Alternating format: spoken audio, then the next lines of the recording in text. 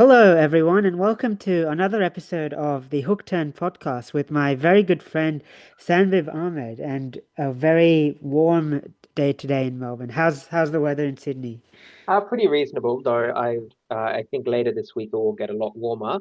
You're right. Today we've got some really interesting topics. The first topic, especially, there's going to be a lot to talk about because it's not just about a singular car, but about how car interior design will continue going. And actually, the other two topics also have to do with how are we moving too fast, or in terms of certain decisions that we're making Mm. in terms of car design uh, at the expense of safeties. Both our first two topics are almost about that. And yeah. Yeah, I think this episode is going to be quite an interesting one because there's been some, um, you know, very what I would say are quite significant developments in the industry over the last week. So, it's only been a week, but we've had some quite big reveals. So, let's talk about the first topic, which is the new Ferrari Luce. So, Ferrari has long been rumored to be making an electric car. They talked about the actual powertrain for that electric car, I think, last year. And this week we found out a lot more details about, well, firstly, the name, Luce, which is Italian for light, and also the interior. So, what's really special about the interior is that it's something that Ferrari has collaborated with Jony Ive. So, Jony Ive, for context, used to be the chief design officer at Apple. So he was responsible for many iconic Apple products. So the design of the iPhone, the iPad, the original Bondi Blue iMac that sort of, really revitalized the company back in the late 90s. So he's well known as being sort of the person who designed some of Apple's most iconic hardware. And he left Apple several years ago to form his own design consultancy called Love From. So that's Lovefrom. And Love From has had a range of clients, one of whom have been Ferrari. So over the last 5 years, actually, Love From and Jony Ive, and also his very close friend Mark Newson, who's an Australian industrial designer. They've been collaborating with Ferrari to really revitalized the design of their first EV. And this is sort of like a clean break from the past for Ferrari, and I would say arguably also for the broader automotive industry as a whole. So if you look at just some of the pictures of the interior, and we might sort of start um, just from a broader overview and then sort of progress through each of the elements in a little bit more detail. But I think the biggest sort of difference from what we're seeing in cars today is there's a much more focus on physical buttons and authentic materials. So everything that looks like metal is metal. So if something looks like it's aluminium, it's aluminium. If something looks like it's glass, it's actual glass, not any sort of plastic. There's a real focus on authenticity and a real focus on physical control. So, yes, they still have a touchscreen for the infotainment system, but all of the key controls for the heating and air conditioning, things like Apple CarPlay, turning that on and off, uh, hazard lights, changing the temperature, fan speed. Those are all physical controls. And same on the steering wheel. There's no sort of haptic buttons or touch controls or anything on the steering wheel. They're all physical controls. So Sandeep, I might ask you to talk about what are your initial thoughts on this, Ferrari interior, and are there any particular aspects that really stick out to you?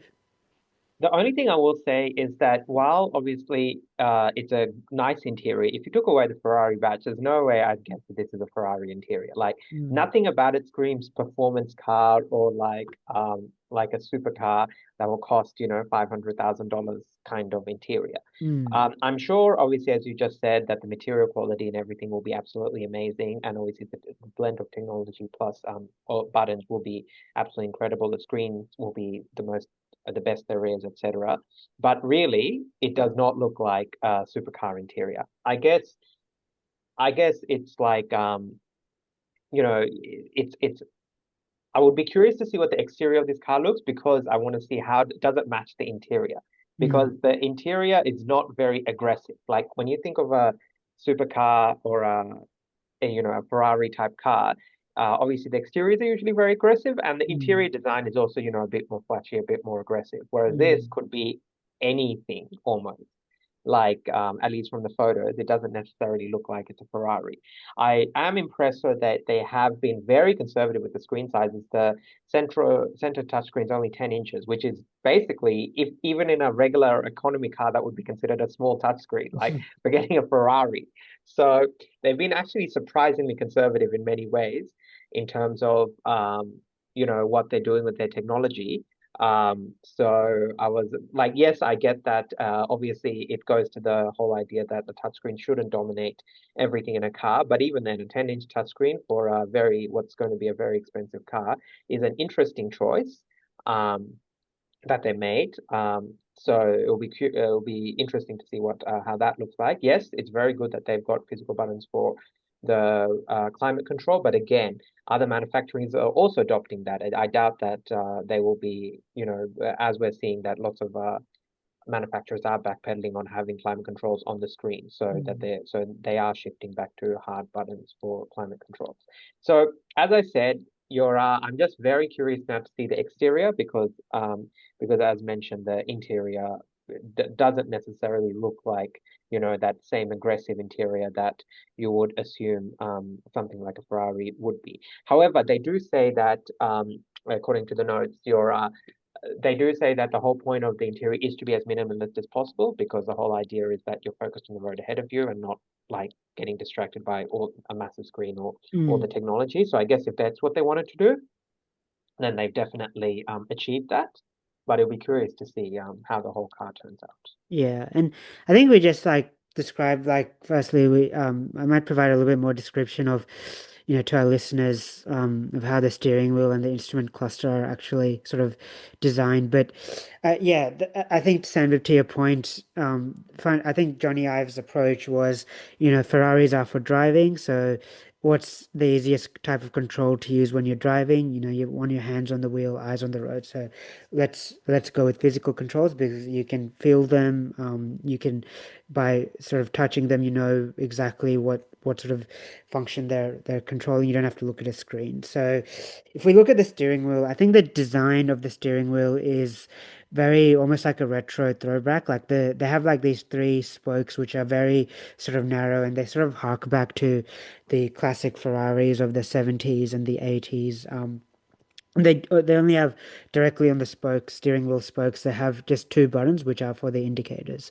Then you have below that you have two sort of rotary switches. So one of them is what is similar to what has always been Ferrari's Manettino switch, which sort of controls like the essentially what the drive modes and suspension controls and those sorts of things. So in some of Ferrari's more recent models, like the SF90, that actually became a touch sensitive button, but they've reverted back to physical controls now for that. So, and then you have another rotary switch, which I believe controls the torque and the power output. So you have two sets of rotary switches. They're almost symmetrical, which is a sort of aesthetically pleasing design. Um, and you look at the instrument cluster. Now, instrument cluster is actually very interesting because Ferraris, like all of like the very recent Ferraris, they've had a very sort of cocooned digital instrument cluster. So they've had this huge 16-inch screen that's all just like one giant LCD, and very sort of laggy and so on. Now, what Ferrari has done here is that they've gone with it's an interesting approach, but they've gone with two OLED displays. So they have one OLED display that has three sort of cutouts, and in each cutout they've put in a circular OLED display within the larger OLED display that's cut out. So they worked with Samsung to design this sort of very sort of bespoke OLED technology. And the reason why they've done that is they want to create a little bit of parallax, so it looks very analog, and even though it's digital, it looks very sort of real, like it looks almost 3D, and it creates more of that analog feel. So they have three circular gauges. Of course, each of those, the main one is for the speed, and then they have two other subsidiary gauges, and I think the content of those gauges can change. So if you have, your navigation directions, that can change, and then you can have like you can also see like the power distribution and other functions. So it is digital, but it's presented in a way that's really as analog as a digital instrument cluster can possibly be. So I think that's really interesting. They have very sort of physical air vents, so that's all controlled, through your hands. It's not controlled through an infotainment display or anything. Then you move on to the central infotainment touchscreen. So this is where they have these sort of machined aluminium, sort of almost horizontal switches to control the fan speed, seating, ventilation controls, all of those things. So again, real buttons, and real sort of glass. And I think the volume knob is like a glass sort of volume knob. So that's really interesting. And what's more interesting is that they have this big sort of bar on the touchscreen, and that can actually swivel. So that sort of reminds me of some of the earlier sort of iMacs, which were on like a hinge, and you could swivel the direction. This is sort of like, or almost reminds me of some of those earlier iMacs. So you can swivel. There's this bar that, like this solid metal bar, that allows you to swivel the display towards the passenger, or you can swivel it towards the driver. So depending on what you're sort of, if the passenger wants to see what's happening, they can swivel it towards them. So that's really interesting. And then just to finish, we talk about, they also showed the welcome sequence. So the key itself, they've gone so much attention to detail that even the key is redesigned. So the key is encased in like this glass cover and has this e-ink display. So when it's normally yellow, but with Ferrari sort of iconic brand color, but when you put it in its holder, the yellow sort of transfers to the gear shift, and that becomes yellow. So it's sort of like, it's almost like you're transferring the power from the key to the gear shift. So that's an interesting sort of way to communicate that the car is sort of ready to drive. It's a little bit of theater, I would say. So yeah, very sort of authentic design. And yeah, Sam, what do you think this means for the rest of the industry? Do you think it will sort of compel other car makers like Bentley and Porsche and other premium manufacturers to go back to touchscreen, go away from touch, continue moving away from touchscreens as well? Well, the one thing I just realized, well, not just realized, but yes, they've got buttons for indicators, which I thought that the Tesla Model 3 showed wasn't necessarily popular Mm, among many customers. So it's interesting that while they're trying to go for as unobtrusive as possible, I imagine that, I mean, again, it's probably something you'd get used to, but yeah. it's interesting that that's something new that they've sort of kept. I don't. I think that Bentley and certainly Rolls-Royce, those sorts of brands were never ever going to go a whole screen anyway, because that was never their sort of brand proposition. It was mainly just the integration of modern day technology with the more old school sort of things of really good material quality and fit in and really good fit and finish, etc. So I think, like I said, that the more mainstream economy brands, as we're going to speak about in that third topic, will, Mm. I suspect, while they'll pay some lip service to, okay, we'll bring back buttons and stuff, they will continue almost certainly sticking with touchscreens and stuff, because it is probably much easier for them to make it like make the interior look flashy while also still keeping to a reasonable budget in terms of how much it costs to manufacture. Whereas more premium brands, you will see, yes, have this more dual sort of approach where, yes, they will have touch screens, they will have digital instrument clusters, while still keeping the more traditional buttons and material quality there as well. Yeah. Yeah, I think it'll be interesting because, like, I really think from my perspective, when Tesla came out with when Tesla started making vehicles, that sort of, they almost applied like, let's have a giant iPad in the car type approach. And that was almost like the impetus for, Tesla's doing this, Tesla's super, you know, forward thinking and this is the way of the future. So we're gonna have this, put giant iPads in the cars now. And then you've seen that come to its almost full circle with Mercedes, especially I would say in the premium segment, going like literally all screen with the new GLC. Like literally one giant, what is it, 40-inch OLED or LCD screen that includes everything from the instrument cluster to, main infotainment display to passenger display, all in one, in a very extravagant panel. But I think people are realizing, and I think this is something that we've discussed earlier, is that it's easy to have the technology because you have CarPlay, Android Auto now that are all, the cheapest car has Apple CarPlay, the most expensive car has Apple CarPlay as well. So screens are not uh, very difficult for companies to integrate. But what is so how do luxury brands need to differentiate themselves? By going back to authentic materials, intentional design, relying on their heritage and so on. So, and I think Ferrari with Jony Ive, they've taken some of those elements, like the steering wheel is a key retro throw rack, and I think Sambib, although Tesla did have the Model 3 temporarily have the steering wheel buttons. I think Ferrari has had them for a while with some of their older models as well. But there's a sort of like reinterpreting that. And even like, so they're combining things like, authentic materials and Rolls-Royce, for example, has these, screens as well, but they've kept the physical heating and ventilation controls because they know that's something that, that physicality is still a point of differentiation. So I think in my view, this interior is really going to influence the rest of the premium segment at the very least. But yeah, we'll see what happens whether luxury car makers decide to put more of a focus on simplicity. I think, sales of this will be, I mean, Ferrari, this will always be a niche car, but, if it's sort of received well, then it might have a bigger influence.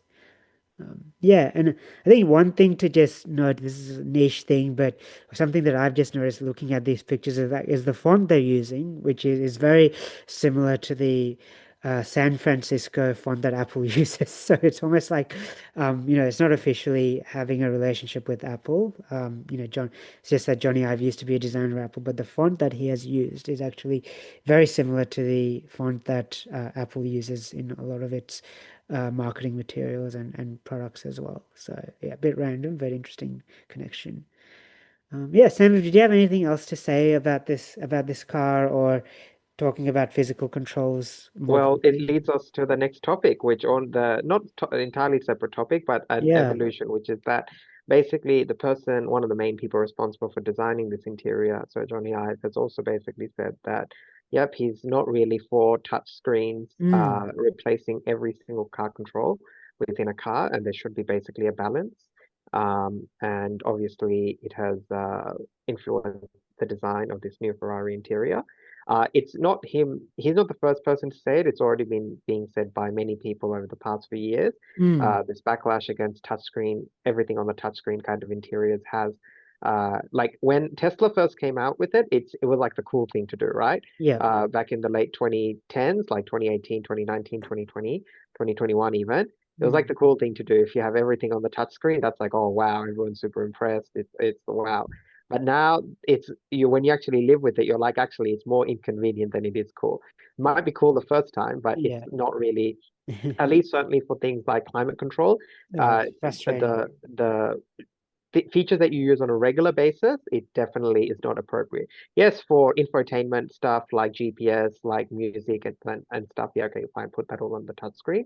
But certainly for climate control, you need the physical buttons, and that's what he's been saying. But again, we've already been seeing many car manufacturers revert and put at least some physical controls for their climate controls, at least shortcut buttons, so that even if the actual controls are on the touchscreen, there's a shortcut hard button that will take you straight there rather than having to jump through 1,000 menus to, change the temperature in your car. Yeah. And actually, speaking of that, one of the other pieces of news that is related is, we've heard from Chinese regulators actually that they might be mandating physical controls on the steering wheel as well. So they're sort of proposing to ban those yoke style steering wheels that we've seen in the Tesla Model S, this Cybertruck, and also some Toyota and Lexus. I think not Toyota, but Lexus RZ as well had a yoke style steering wheel. And the Chinese regulator, safety regulator, is proposing for safety reasons actually to mandate physical controls on the steering wheel. So I think, I think there is definitely a broader trend towards physical controls, and like we have things like Volkswagen with their ID range, especially the ID.3, which was very much maligned for having, these really silly haptic touch sensitive slider controls, and I think it was the same with the Golf 8 as well that came out before the facelift. Having these touch controls on the steering wheel, and their Chinese regulators might be ruling that, sort of making that illegal essentially. So, and because the Chinese market is so huge and so influential, that will have a ripple effect across the industry. So, yeah. Okay. I think we might move on to our next topic, which is also to do with physical controls, but probably more on the exterior of the vehicle rather than the interior. So, this is some news coming out of Australia's safety regulator, which is ANCAP, and they're looking into banning what are we calling flush door handles, or flush electric only door handles. So this is and I believe this is both uh, this is on the exterior, but and potentially also ensuring that there's a clear physical mechanical handles in the interior as well. So on the outside, a lot of these electric vehicle manufacturers. So, everyone from BMW to I think Tesla sort of pioneered it, but Tesla, so BMW, Mercedes, lots of Chinese brands. What they have is these flush door handles, and they're sort of by flush, they're flush with the doors, so they don't stick out. And what that does is it has a minor impact, beneficial impact on aerodynamics. So um, it improves range slightly, and it also, I think, from a design perspective, it also looks cool. So, but what has happened is in the Chinese market, there's been some issues with I believe the Xiaomi SU7, which is sort of their Tesla, not Tesla, sorry, Porsche Taycan competitor. Having issues where the cars have crashed, and these flush door handles have failed, so people have remained trapped, and the rescuers haven't been able to take them, rescue them, and take the passengers out of the car, and they've ended up unfortunately dying. So I think there's been a few instances of that. And on the inside as well, a lot of these EV manufacturers are going with these electric door handles. So what that means, you push a button and then the door opens. And then they do sometimes have a mechanical backup, but it's often in some very hard to find location. Might be behind a trim piece on the door, or I think in Tesla's case, it's actually where on the lower door sills somewhere. So what they're saying is that they might, you're going to have a very much clearer mechanical backup on the inside as well if you have these electric door handles. So Sandra, do you have any initial thoughts on this? Do you think it's a good idea, or do you think we should stick with the flush door handles because they look cool? I think I totally understand why it makes sense, because obviously even if inside there's a mechanical override, Mm, if you're trapped inside and the locks on the outside basically don't work because the door handles are flush, then they can't yeah, no one can open it. Obviously, that is a safety issue. I yeah, was wondering though, wouldn't they have the technology that if the car detects it's in a crash, it automatically yeah, uh, uh, it automatically sort of fixes the door, or at least unlocks it or something. Like that's what I was thinking. yeah, Like automatically the handles would release and allow for someone outside to come in. Surely that would not be technology that would be that difficult to implement if it's not already yeah. there already. that and that feels like the best sort of compromise where yes, you still get the sleekness of having, those flush door handles, while still when soon as the car detects that it's been in an accident, it automatically releases those flush door handles so that Yeah. someone on the outside can get into the car. Yeah, it's interesting. I think that's actually an interesting suggestion, and I'm not entirely sure what the precise regulations are. Maybe, maybe if there's some issue, if you have like a side-on crash where you get like T-boned or But something. a side-on crash would then a regular mechanical like it would be the same thing. It'd also be damaged as well. Yeah, well, I mean, yeah, maybe there's some issue where like you cuts out the current and then, for whatever reason the door handles don't release or something. But I think, yeah, yeah, I'm not sure. I'm not precisely sure, but maybe from a rescuing perspective, if it's physical, at least it's just more from people are more like firefighters or, first responders are more just familiar with the design and they can understand how it works, or there's some risk where it might not pop out correctly. But I do agree that surely there must be some way to like ensure that if regardless of what the severity of the crash, that there's a way for the door handles to pop out. But yeah, I think, I think it's overall, I think it's a good idea. From what I've read and what I've seen, the benefits to range from having these flush-in door handles are minor at best. So yeah, it's like fundamentally, I don't think it makes a huge impact to range. So yeah, and car makers have over decades and decades, they've had the same sort of basic design for door handles. So you may as well just continue with, if it ain't broken, don't fix it, so to speak. Um, I will say though that a lot of these, like, you see it in like I think it's a Renault Clio, for example. What they have is they have like the proper, like not proper, but conventional door handles for the front door. But if it's a five-door car, sometimes the rear doors to create that sort of sleek look, they have the door. Sometimes they have the door handles integrated into the rear window frames, so that looks like a three-door car, but then it still like has proper mechanical door handles, but it's sort of integrated into the rear windows. So that could be one option to just continue with that sort of design potentially. Yeah. Mm. Yeah, they'll. I suspect it won't be a complete ban, but just Yeah. engineering adjustment on these Yeah. because lots of customers also really like them as well. Unlike Yeah. with the all touchscreen, I feel like lots of customers really like them. The only time you don't like them is if you're involved in an emergency. Yeah. So otherwise, yeah, I imagine it's actually pretty popular option and something that appeals to a lot of people. Yeah. I think from a pure visual perspective, definitely. Like, great. It has the showroom appeal. Like, these are like cool. This is the future. It looks cool. Especially when unlock the car and the doors pop out. That looks, it's a Yeah, cool exactly. design. Yeah. It is cool. So it is a cool thing, and yeah, you'll be curious to see what happens.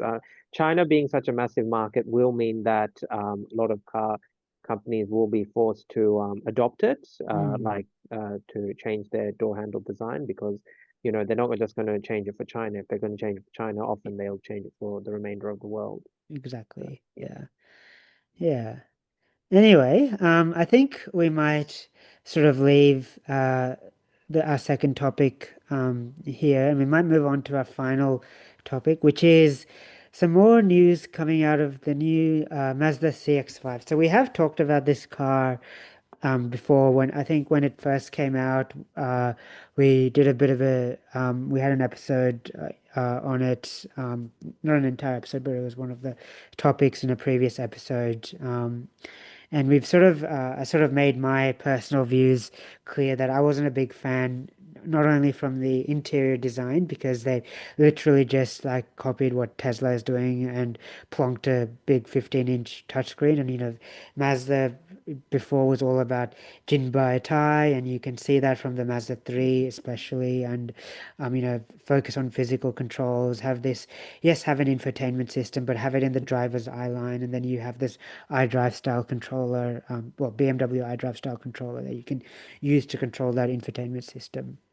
And now they've sort of just said, no, we're going to throw all of that in the bin. We think customers like, this big Tesla style touchscreen, so we're just going to follow the rest of the industry. And you've also seen it even with the powertrains. It's been pretty disappointing, honestly, because they've detuned the powertrain. They've gotten rid of the turbo, so they have this naturally aspirated powertrain. And then, yes, they've said they're coming out with a hybrid, but not until, I think, what was it, Sandra? 2027, 2028 or something? Yeah. So yeah, so really, like, I mean, this is really like not a, when you have rivals like the, RAV4 that's going to be on sale later this year, which comes from the start with a, very powerful plug-in hybrid option and hybrid powertrains, to see Mazda coming out with a new model that is literally carrying over the engine from before, but making it worse. That's quite, that's pretty disappointing, I think. Now we have more news, some news of even more cost cutting. So this is really, yeah, we've seen some news. So Mazda CFO Jeffrey Guyton has said that because of rising import tariffs, currency volatility, and Mazda's still in the Japanese industry and quite a minnow compared to the big three of Toyota, Honda, Nissan. Really, the biggest market is the US, and then Australia. They do surprisingly well.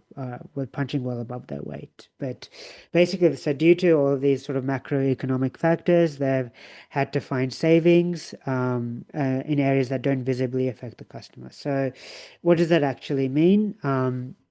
They've found out ways to reduce the weight and the cost of the body. So they've worked with their steel suppliers to reduce the weight of the body, and because it's lighter, there's less material that uh, decreases the cost of the actual chassis and the body structure. On the inside, I think what Mazda said is the biggest change is that they've changed the stitching on the steering wheel. So before they used to cut and sew the stitching on the leather steering wheel, so it was very aligned horizontally. So that's like a premium touch that the discerning customer would notice. But they've said, the vast majority of our customers don't really care about that, so we're just going to go with like a conventional angled stitch, like most of our competitors. So, Sanviv, what are your thoughts on this? Given this news, what are your thoughts on this new CX-5, and how do you think it'll do, especially with a range of much stronger competitors from Kia, Hyundai, and Toyota in particular? I think it makes sense for the company because obviously Mazda, needs to make more money.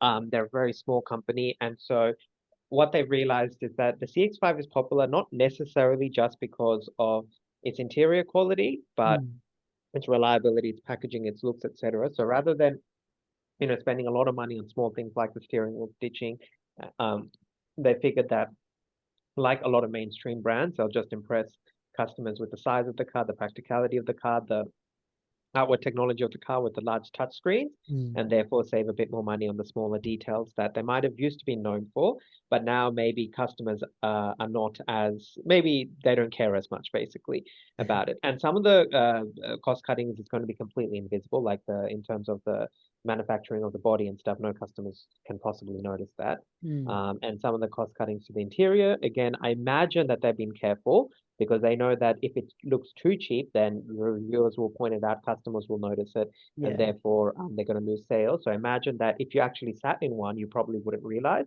It's only for those people that are very detail oriented, they might realize. But the reality is for 90% of customers of the CX-5, most are not like going to be looking at steering or stitching on, is this real wood grain or they're not looking at that, right? They're looking at is this Mm, practical, is it safe, is it nice to drive, does it have the yeah. technology I want? And for that, it totally makes sense, especially given the CX-5 is Mazda's obviously highest selling vehicle. It Mm, it makes sense that they are going to have to try and maximize the amount of money that they make off each of these cars while still maintaining the showroom appeal. So I don't really think I think that, and it's probably why the CFO is freely admitting that as well. Like yeah. I doubt that they'd be publicly saying, "Oh yeah, new Mazda CX-5 is cheaper to make." Like if they weren't confident that actually 99% True. of customers will have no idea that it's costing less to make, right? Yeah. And I mean, it's very unlikely, but if it means that it comes at a more competitive price point than it otherwise would, that's even a better bonus as well. Yeah. I I will say I am a bit worried about Mazda in Australia in particular because this CX-5, like I think the biggest problem is the other powertrains, fundamentally. Like you have Hyundai, Kia, which are globally are much bigger companies, but they've invested in hybrid powertrains. Like you can get the Kia, I think the Kia Sportage has a range of hybrid powertrains now, and same with the Hyundai Tucson range of hybrid powertrains. You have even like Honda, which has obviously not done so well in Australia, but is trying to make a little bit of a comeback. CRV, ZRV available with hybrids. Toyota, of course, dominating hybrids as well. Then you have from the bottom, and you have all of these Chinese manufacturers, which really are offering like full battery electric vehicle options at what we expect the CX-5 price point will be. So I think, Mazda traditionally in Australia has been like the number two or number three brand. I think was it number two last year? I think it's held on to the number two spot I basically. believe so, unless the Ford's taken over. It's not Yeah, I think it's sort of like two, three, and four are like a very tight like three-way contest between Mazda, Ford, and Kia, I believe, because Kia has sort of overtaken Hyundai. But what I'm worried about is well, Ford has is very dependent on the Ranger. Like that's like if the Ranger dies, like they're effed. To be, for sorry for my language, but they're screwed. If the Ranger stops doing well. But Kia has a very strong lineup, and then Mazda, they've had like I think you look at their sort of not the CX-5, but you look at their CX-60, CX-70, CX-80, CX-90. They have four of these models on their large rear-wheel drive architecture. And my understanding is that collectively, like these four SUVs, which SUVs are very popular in Australia. They have these they have plug-in hybrid options, but collectively, the four of them are still being outsold by I think it's the outgoing CX-5 is still outselling the four of these. So if this CX-5 doesn't move the game on significantly, which it really, I mean, honestly, it's not really looking to, it's like the powertrain is worse. The interior arguably is worse, because it's just unless I mean, the technology is better, but the quality is a step back. I mean, Mazda's like sort of admitted that in this article. I am a bit, and the lack of hybrid options really, that's the biggest concern to me. Especially we have these emission standards in Australia. If the CX-5 sells really well, then Mazda, are likely to breach their emissions limit. So that's not good. Um, but they need a hybrid option to sort of keep up with their competitors, and that's not coming online until, you know, almost like 2 years from now. So that's what I'm really worried about with this car. So, Sam, how do you think, compared to like all of these rivals, and given this new information about Mazda trying to cut costs and keep prices low, well, where do you think the pricing will start, and how do you think it'll do against these Korean and Chinese rivals? its base model has to start in the low to mid 40s, definitely. It can't Yeah, start in the 50s yeah, because otherwise it just becomes unattainable for most people. yeah, I think the current gen, there's a model, the base model starts in the high 30s. It won't be yeah, that cheap, obviously, but yeah, there has to be a base model under 45K, definitely. yeah, And then the more expensive models can top up to low 60K. If they do that, then they'll be reasonably competitive because in Australia, Mazda does have a pretty good following. yeah, It'll be curious to see how they do in the rest of the world, but in Australia, I think they'll still be reasonably competitive. Yes, not having a proper hybrid might hurt them, but if it's cheaper than its main rivals like the RAV4, the CRV, the Tiguan, etc., then mm, I think it still has it's competitive because if it's priced in line ball with the Tucson, the Sportage in terms of its base models, where they also all start in the low 40s, then it can actually be a competitive yeah. car. Yeah, and I think like, Mazda is trying to position itself.